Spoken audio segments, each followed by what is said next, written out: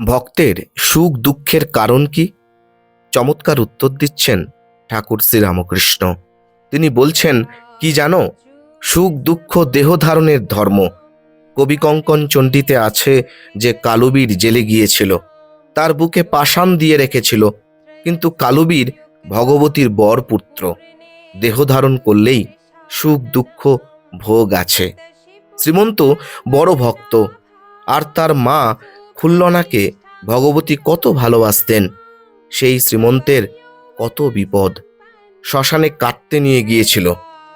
একজন কাঠুরে পরম ভক্ত ভগবতীর দর্শন পেলে তিনি কত ভালোবাসলেন, কত কৃপা করলেন, কিন্তু তার কাঠুরের কাজ আর ঘুচল না। সেই কাঠ কেটে আবার খেতে হবে। কারাগারে চতুর্ভুজ শঙ্খচক্র গদাপদ্মধারী ভগবান দেবকীর দর্শন হলো, কিন্তু কারাগার ঘুচল না। তখন মাস্টারমশাই বলছেন, শুধু কারাগার ঘোচা কেন, দেহই তো যত জঞ্জালের গোড়া, দেহটা ঘুচে যাওয়া উচিত ছিল।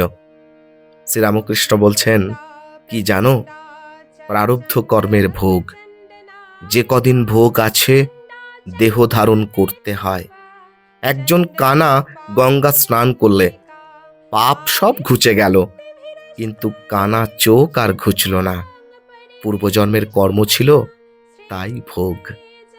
এমনটাই অপূর্ব উত্তর দিয়েছেন ঠাকুর শ্রীরামকৃষ্ণ।